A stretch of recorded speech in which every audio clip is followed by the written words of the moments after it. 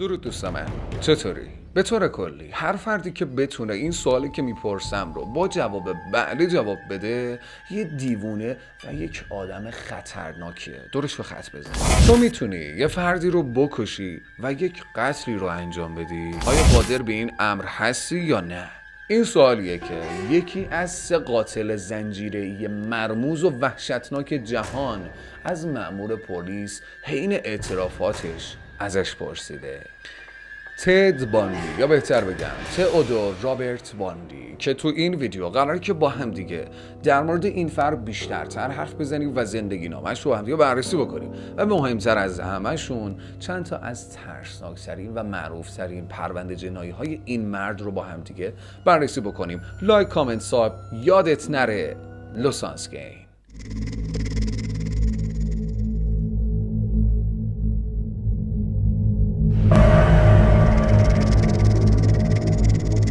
نصف شب 31 آگوست 1961 دختر 8 ساله‌ای به نام آن ماری بور از خونه خودش ناپدید میشه.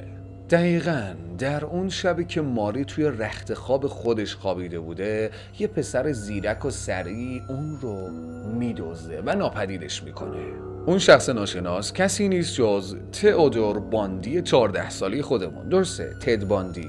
شاید براتون سوال باشه که یه پسر 14 ساله چطور میتونه یه فردی رو بدزده که شاید همسن سال خودش باشه، هم وزن خودش باشه و اون رو ناپدیدش بکنه.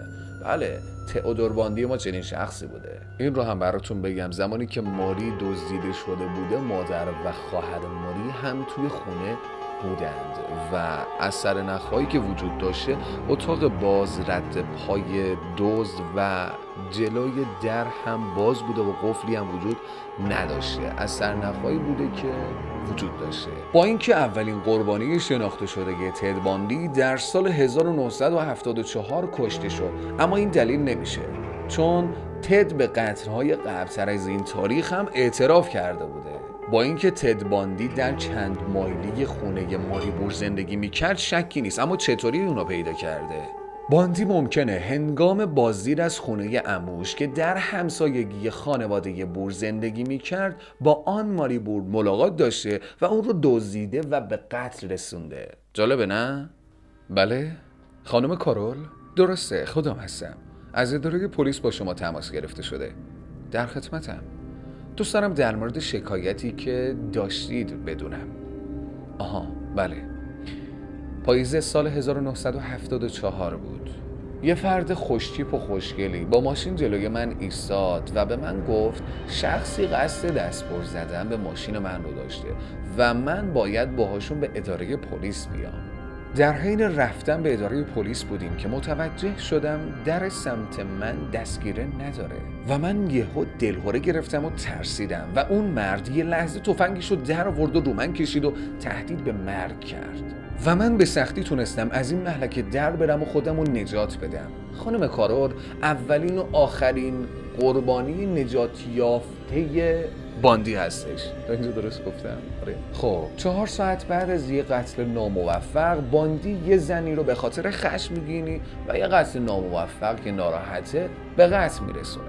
خب الان چه زمانیه؟ زمانیه که تد به قتل یه پرستار 23 ساله متهم شده و تصمیم گرفته تا برای دفاع توی دادگاه حاضر بشه. 7 جون 1977 به او یک فرصت و یه فرجه‌ای برای مطالعه توی کتابخونه برای دفاع بهتر داده شده. حالا زمانی هستش که نگهبان برای تغییر پستش یا برای کشیدن سیگار از کتابخونه میاد بیرون. باندی از پنجره طبقه دوم میپره به سمت پایین و به کوهستان فرار میکنه و اولین فرار خودش رو رقم میزنه. توی خونه خودش سر اجساد و قربانیان خودش رو نگه میداشت و عشق میکرد که اونا رو کنار خودش داره و یکی از بزرگترین تفریحات باندی آرایش اجسادی بود که چندین روز توی خونه خودش اونا رو نگه داشته و حتی با مردگان هم رابطه جنسی داشت. ولی باز به قدری ضریب هوشی این مرد کثیف به نام باندی بالا و سوادش بالا بود که حتی توی زندان هم به همسلولی‌هاش و اونایی که توی زندان به مشاوره و روانپزشک نیاز داشتن به باندی مراجعه می‌کردن. یه سوال خیلی خیلی مهم که شاید سوال شما هم باشه: قاتلان سریالی بیماری روانی دارن یا ندارن؟ اول از همه حرفش شولسینگر رو اندی گوش بکنیم، بعد بریم بیشتر سر به این سوال جواب بدیم. اکثر این قاتلان سریالی هیچ مهارتی ندارند، بیکارند و هیچ حوصله‌ای برای هیچ کاری هم ندارند، به غیر از تد باندی که جزئی از استثناءات این قاتلان سریالیه.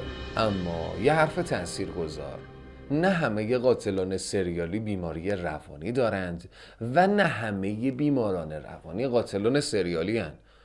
حرف تاثیرگذار بود، واقعا جدی میگه. چند 10 کیلو لاغر کردن، اونم توی چند ماه، برای چه چیزی؟ تئودور باندی داستان خودمون ماه‌ها برای فرار کردن از سلول خودش که بالای اون یه سوراخی وجود داشته هر روز ورزش میکرده، رژیم میگرفته تا بیشترتر لاغر باشه که از اون سوراخ رد بشه. جون 1979 تد باندی دوباره به دادگاه اومد، اما متفاوت تر از قبل. این بار به خاطر حمله به دانشگاه فلوریدا و قتل و کشت و کشتار تو اون دانشگاه حکم تد باندی اعلام شد.